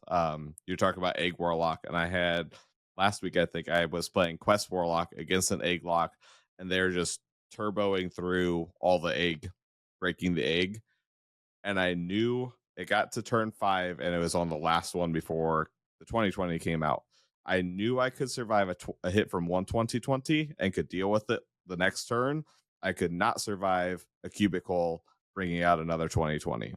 So I voluntarily popped the egg on my turn, took 20 to the face because I could come back from it and maybe get to them before the Umbra came out. They had the Umbra in hand, so it didn't work. But it was objectively the right play in that moment, and it looks really weird if someone jumped in spectating in that moment and see me voluntarily giving my opponent a 20/20 to hit me with. They're going to be like, what are you doing? And it was the right play because of how the game was playing out, because they went eat the imp, confligate, whatever they had. They corpsicled their own egg. I like, this is coming out and hitting me no matter what. I can deal with 1. Let's make sure it's not 2. No. I like that you can say, you can look back at a loss and you can say, I did this, I made this decision and I still lost, but I didn't lose because of this decision. Yep. You take like the broader view that like, I still believe that this is objectively the correct decision to make despite the outcome of the game, because unfortunately for me, they also had the other thing that I needed them to not have. And you also have to really kind of evaluate, how do I win and how do they win? We've talked about this multiple times, but it's also, So we've talked about Grifta a lot. Grifta is one of those cards that has like the swing capabilities, right? And sometimes you think, well, that's how you're going to win the game is you're going to steal something big. Like I'm going to steal their mothership at the end when if they're playing Protoss Priest, I'm going to punch them in the face with their mothership. Well, you're probably not because they almost always hallucinate, right? And that's not where they win the game. If you get to that point, you've probably lost the game because they're it's not the motherships that kill you, it's the Templars that they got off the mothership that kills you, or the Colossus that they got off the mothership and kill you. So I started having a lot more success when on turn 5 I started playing that Grifta and I started stealing their 2/2 that has the death rattle that reduces their Protoss by hand and running that into something, and then they're not getting that discount and they're also not resuscitating that guy because he died on my side, not their side, and that's where you won the game. And it's just it's understanding this again. I think a lot of people focus on like the last couple turns or the last turn, and it's like I lost because they did this big thing, they played the Umbra and they had all these things and all that, but it's really these tiny little micro decisions most of the time that really can get you there. Also, Yeah. turn 1 or the mulligan, like Ron was saying at the podcast. When you have so many 1-drops to choose from, that can be the pivoting point, even if you do everything else correctly. When I was playing Shadow Priest, I played thousands of games of Shadow Priest. I can't even tell you how many Shadow Priests I game. And there was still times where I would like have mulligan choices and I'd be like, this one's interesting. And it's like, I don't know what I keep right here. And you would think that after playing 1,000 games with the deck, you'd have no problem understanding what you would keep and what you don't keep. But there's times just it's like, well, you have to think about it. It's always going to be. That's what I think what makes card games like Hearthstone and Magic and whatnot interesting, because there's always these scenarios. It's like, well, do I keep 2/2s or do I keep this, or this doesn't quite curve out right, but this is my win condition. This is what are they going to do? There's so many interesting things in the mod. Well, we need to, I don't think we've had a mulligan episode in a while. Maybe we need to talk about that pretty soon, but yeah, it's just so many little decisions. One thing, Hacker, that came up a lot in our coachings was, do I play Yor or do I play Crystal on 5? And I still don't feel confident about those decisions. I don't feel confident about those decisions either. There are games where I'll look at it and be like, this again. I feel like I don't. There's a meme where the guy keeps going up to this like weird monster Time Lord, and then the monster Time Lord kills him, and then he rewinds time, and he's like, I've come again. I just don't know. Like, I throw a 5-drop down and say it's probably fine, but it depends, honestly. I want to say in a vacuum it's Yor, but it's that very hard decision to make based on so many other factors, like your hand, the context of your hand, and what the matchup is, and so on. But in general, I feel like I'd want to save Defense Crystal more often so I could, I don't know, like Orbital Moon it, hopefully, or pair it with like a cheap Elise location or something on the turn that it comes down so it can't get removed while doing that. And in general, I'd opt for card draw over not card draw, because the faster the Yor comes down, the faster it gets to make an impact, where the Defense Crystal kind of always makes an impact. But it changes a lot based on, you know, what you're faced with in that specific turn. But yeah, I mean, probably more often than not, I just like opt for Yor, but I could easily see it going the other way so many different instances. Yeah, because if you've already killed 3 starship pieces and the crystal is like going to be the 4th one, then if they handle that the next turn, then you're launching. Right. Yeah. Right? You just want to get that down so you can launch it. Exactly. Yeah. So context dependent, very much so. Like, is this your first starship piece? Yor. Is it probably you want to just jam Yor if like you haven't played any previous ones.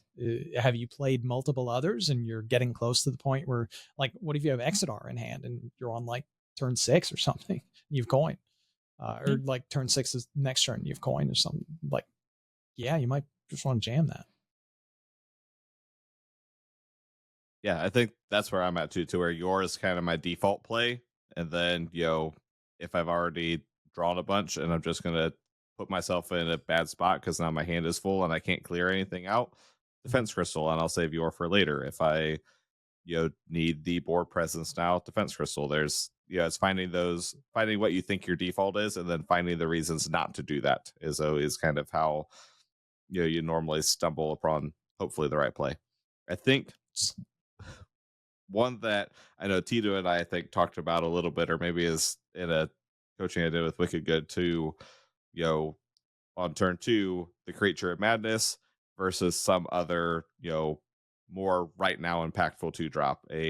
Something with, the baseline 3/2, 2/2, 2/3 stats, a Dreadhound, an Infested, finding the times where, okay, I need to play this card that's going to impact a little bit more now, or I'm going to play this 1/2, and now my turn 3 is going to be a lot better, and having a little bit of, I'll take this turn off because it's fine, and then throw this at them next turn, and kind of deciding when it's okay to do that, when you need to deviate from it. And we keep using Death Knight examples, but I feel like it's just because Death Knight is kind of the most common deck of, here's just the stuff that you do when you have a couple things you do on curve.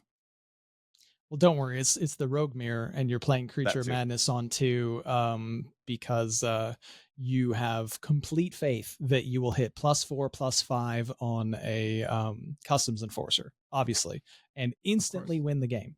Yep. Because they would never be able to remove your 1/2 and then also have prep Doobie to clear that. They would never do that.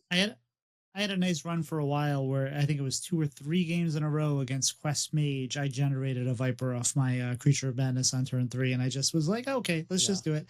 That's pretty rude. And again, it's like, if it's turn 2 and you're going second and your opponent just played like a 1/2 elemental, I think if you have to, you think, well, I'm just going to clear it with my Dreadhound Antler, but maybe the right play there is just to play the Creature of Madness, because what are you playing on turn 3? And it's just like, I think people just see, oh, they have a threat against me, I need to deal with it. No, it's 1 damage. You'll find.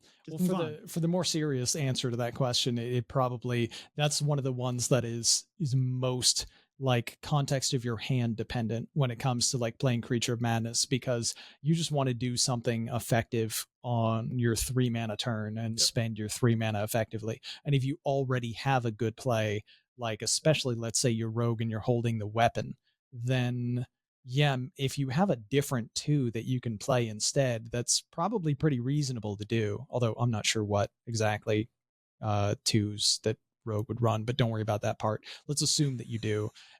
And you have the weapon in hand. You're like, my turn 3 is kind of already spoken for, so I don't really care about playing the Creature of Madness for the 3 because I have a 3 that I want to do. But if you don't have a 3 that you want to do, then absolutely Creature of Madness starts to look a whole lot more appealing.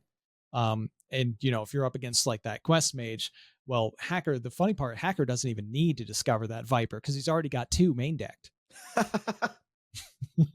I will very frequently, this is I don't know if you want to say a quirk or not, I will almost always have a flex spot in any deck I'm playing and just randomly switch it to a tech card between games. And part of it is tilt, and part of it is I've had people tweet at me a picture of them queuing into me and being like, well, which of the 7 tech cards am I playing against this game? And it's like, it's, I like all of them. Yeah. Sometimes I put more on the deck. That's clever to add a little, especially if you wind up queuing into like the same players often, like you do when you get to really high legend and you kind of have your own little pocket meta developing there, that you have this extra element at your disposal. If they recognize you and they know some of your tendencies, so they're like, now I need to worry about like 8 additional cards.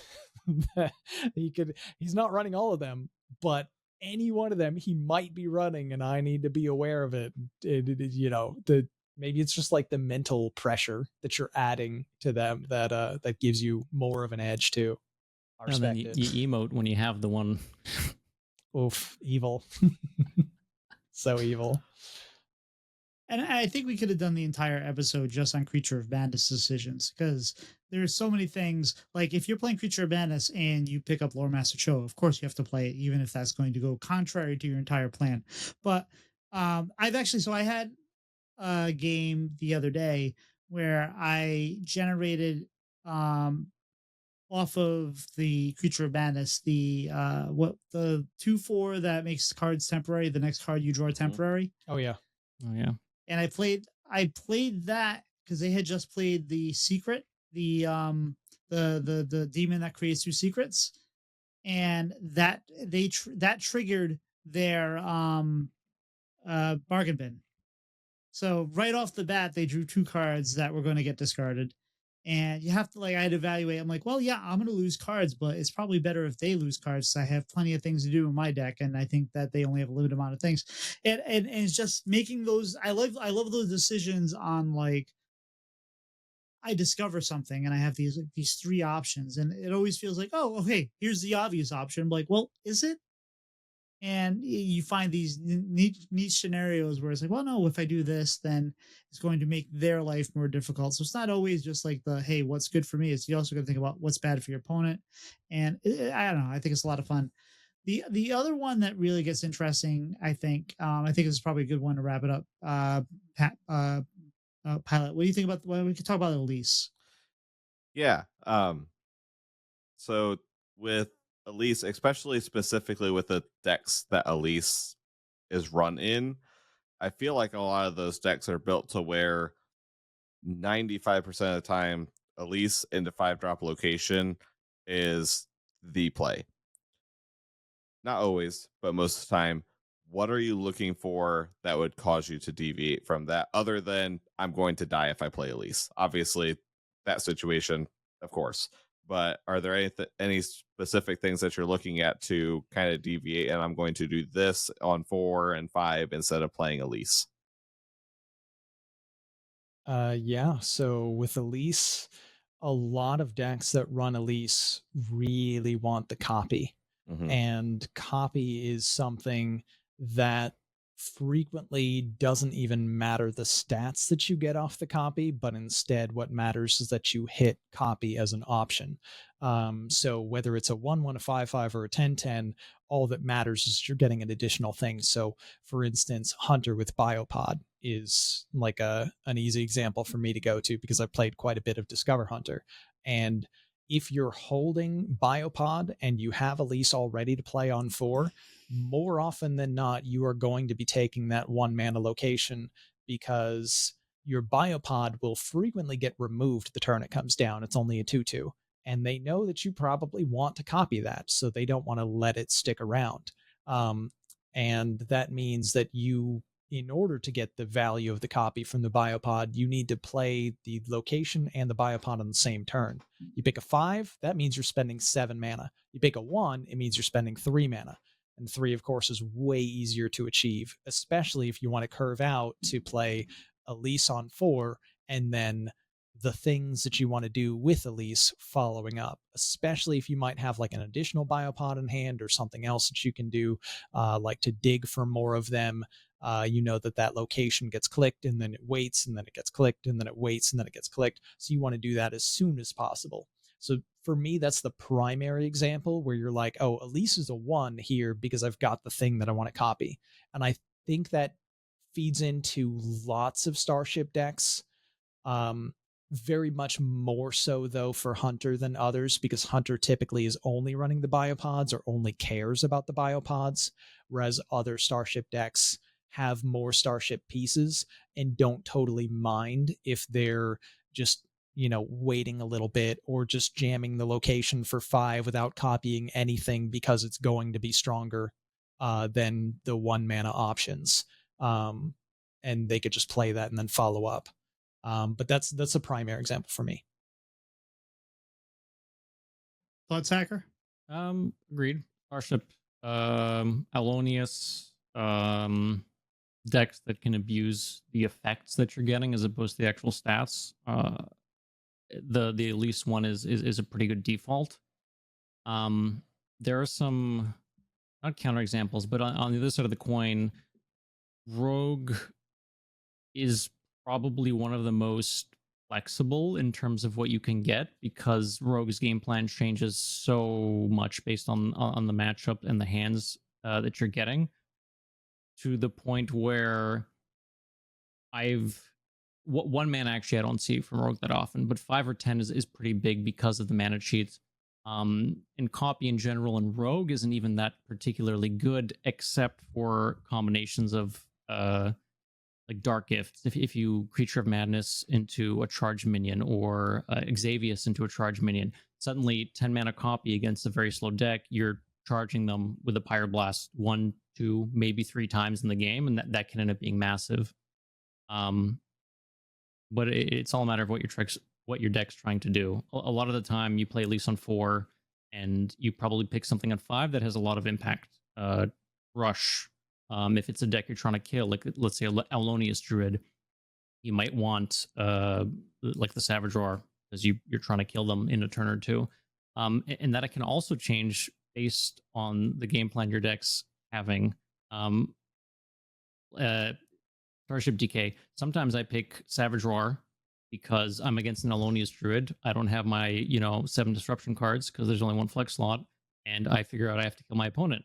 So I will just jam stuff on curve, play Elise, take a 5, Savage Roar, and I've killed Druids on 7, like as control. And it's just like I have minions, they don't remove it. I hit them in the head, I Savage Roar. I mean, that's that matchup.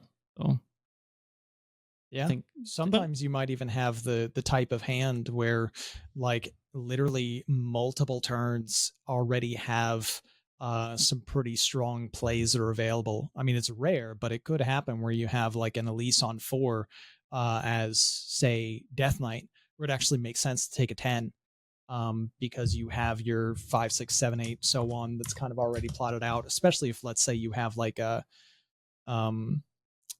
Maladar in hand, if you're that kind of deck, or you're running like Neralex and Ysera, and you can kind of ramp into the 10 a little bit faster. And Death Knight especially loves taking a 10 copy because of the hero power. I'd say Death Knight, Shaman, and Rogue are the most likely to take a 10 and be happy with something like copy or characters. For Rogue, it's more characters. For Shaman, you're pretty happy with copy because of Alakir, and characters is also nice with that. And then, you're looking at just Rogue just does so many things. Rogue can pick whatever they want, whenever they want, it seems, because of all those shenanigans they can do with manipulating mana. And it goes anywhere from, just Elise into a 5, or Raptors and characters, because it's the most generically strong thing to do that just pressures your opponent, compared to like, oh, well, guess what? I hit a dark gifted reborn Ziliax, so I'm going to get copy on that, and you are going to hate this game,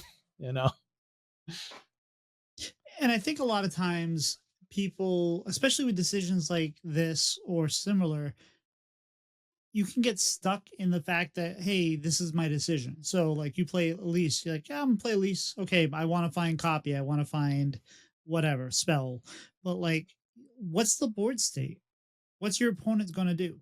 Like, I always want to get copy as Death Knight, but hey, in this case, what if I grab some Vipers, grab some Raptors and some Savage Roar? Like, what are they going to do?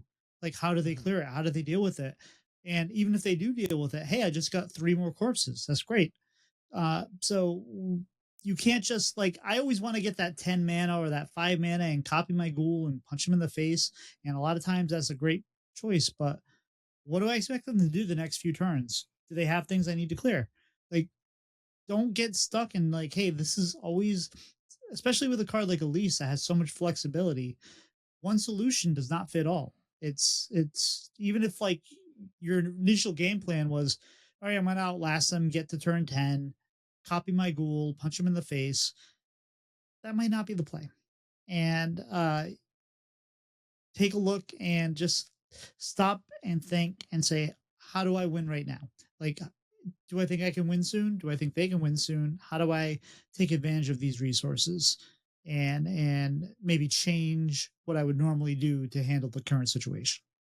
Why even worry about Elise being a 1, 5, or 10? Like, you have to choose between any of those options. It can be all of them. Elise, step, Elise, step, Elise. My God. You take a 5 and a 10 and a 1. Beautiful. Yeah. Oh, you're not playing Rogue? Oh, well, unlucky. Yeah, I think I've played at least most in the Nebula Shaman. And I think that that's where it gets really interesting. One, if deciding Elise or Hagatha based on what they're doing, what I have in deck, have I been really unlucky? I've drawn both my Nebulas and everything I'd want with Hagatha, things like that. But then also, okay, I need to play Elise and I need to find something to react because I don't have any baking soda volcanoes or I don't have anything that's going to keep me alive, and finding those ways to kind of finagle your way through to your primary game plan. I had a game as a shaman where I took the 10 mana death rattle, deal damage, because I think it was against the Death Knight is the only way I was going to get enough damage with where the game state was at. I'm like, it's probably not going to work, but this is the only way that I potentially get there is this. And with some sort of crazy Nebula shenanigans with getting a bunch of Alakirs and Rags. So that's what I have to go for. I think I might have even gone with the spell, discover a spell or Raptors just to try to get some other stuff going in and get chip damage. So there's a lot of interesting scenarios with that. Or for Death Knight, sometimes you are looking for the Raptors because you have both corpse explosions, but you haven't played enough things to actually make them work yet. And you need to build up your corpses to do that, or to do a Maladar swing turn. Yeah. And for Shaman too, Raptors have a huge upside with the 7 mana spell that you're typically running in it. Yes. So you can just flood the board with Raptors and then buff them, and that can often be enough, especially if that happens to be your curve where, you played the location on 5 and then you're going to click it again on 7 and pair it with that spell. All of a sudden, the spell that often doesn't have enough targets because your board got mostly cleared, well, now there's a pretty big benefit from that. And Raptors work pretty well with Califero as well. So, I mean, there's all kinds of scenarios. Mm-hmm. And sometimes you may feel like, hey, I can just take whatever, but like, look at the board. Are you going to be dead in 2 turns? Maybe it's a 1 mana Elise to try to find a spell. Like, what can you dig out? What can help you this turn or next turn? So don't get tied into doing the same thing over and over again, because that's what normally feels good. Really just look at the situation, understand the tools you have, and what it can do, and maybe you can find the out, maybe you can find the win. Yeah, I think the biggest thing whenever you're making these decisions, pick with a plan in mind. You have to think ahead for what you're going to do, because if you don't, then it doesn't matter. If you're like, oh, I'm just going to play this card because that's what my mouse went over first, and that's what I feel like playing right now.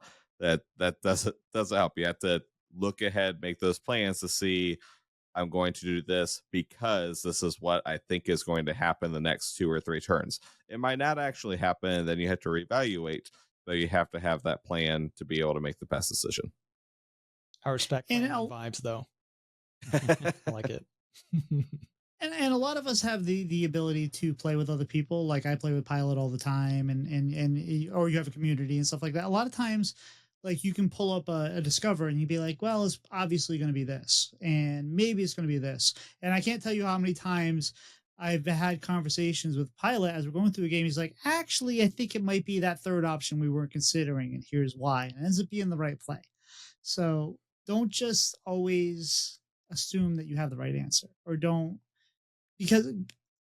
rule anything out unless it obviously makes no sense, because sometimes it is the right play to play the dumb thing because it actually fits the scenario.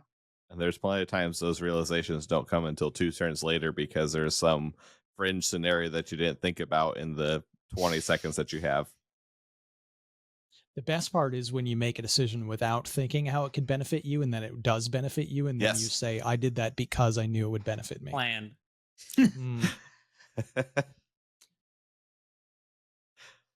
All right. Does anybody have anything else on this topic before we wrap things up tonight?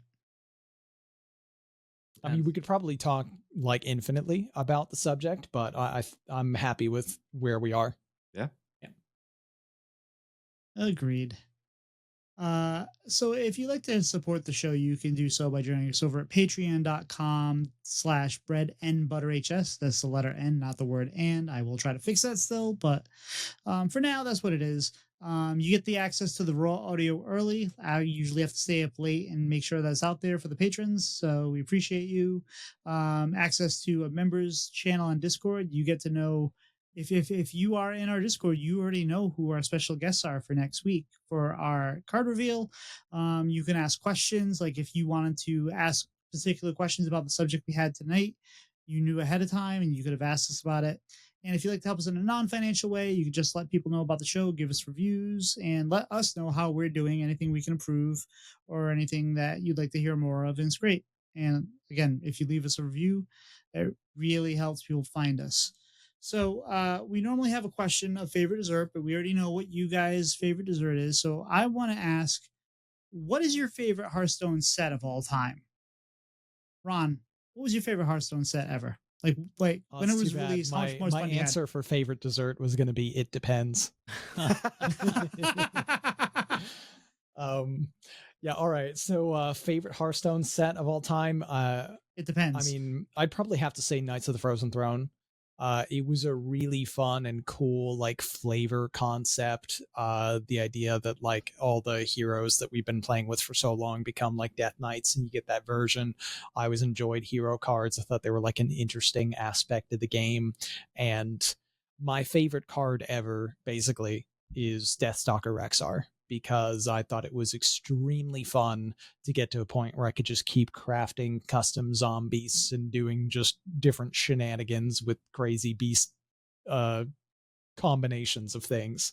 And that was a set that introduced all those things, and I loved it. It didn't have what I now consider to be debatably maybe my more favorite card, which is just from, I guess, the original release, which is Unleash the Hounds.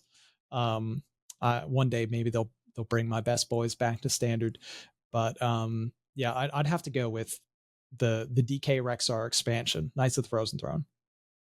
I remember the Ben Brood little commercial for that. They still throw the throne. They're like, "Hey, we always like to do weird, wacky things with Hearthstone."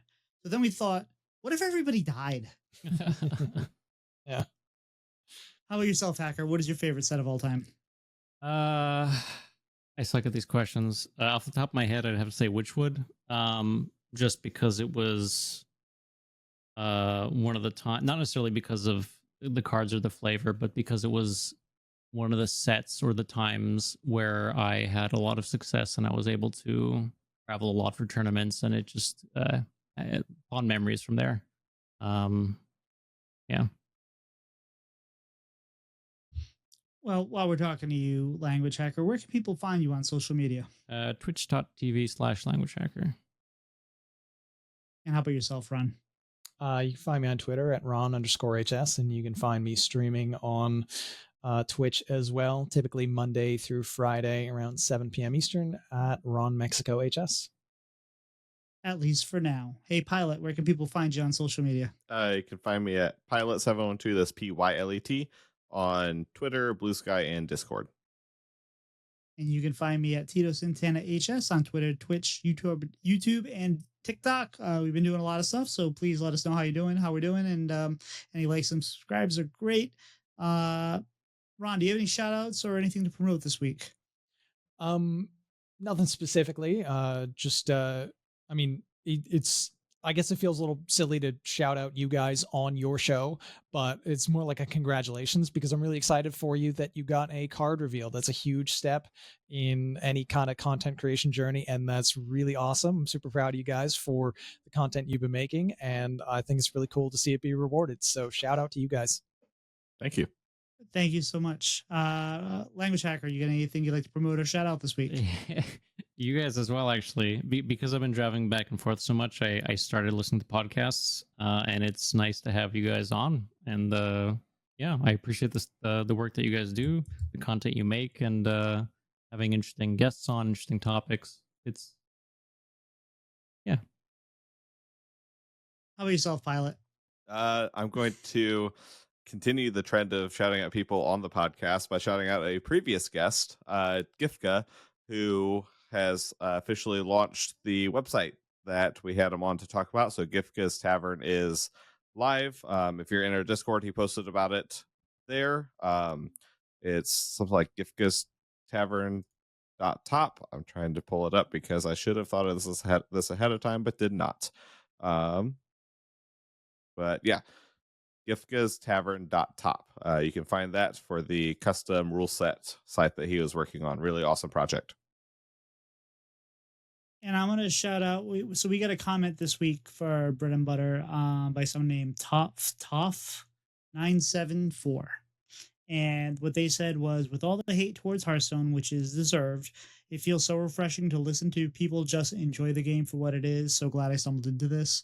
And I appreciate that because, like, yeah, we are going to have our opinions and we are going to sometimes be negative, but most of the time I think we have the opportunity to talk to people in the community, and for the most part, even when people are upset with the game, they still want the game to be good and they still love the game. And I think that is a really good part of our community. And we wouldn't be doing a podcast if we didn't really like the game and like what we do and whatnot. So to be recognized for that is always positive and happy, and I appreciate that. And I also want to thank Alkali for listening to the show, because clearly she's been listening and just giving a chance, because we're 139 episodes in. We're not new at this. We're working really hard, and we love what we do. And hopefully we're here for another 139 episodes or so at least.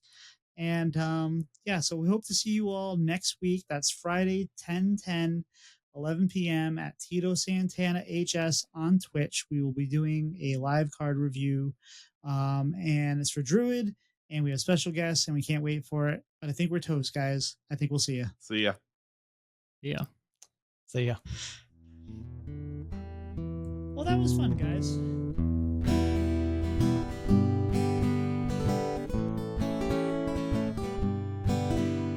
Slide two brothers meet one another when they slide up to the mic. It's bread and butter with one another. Let's start up that recording light.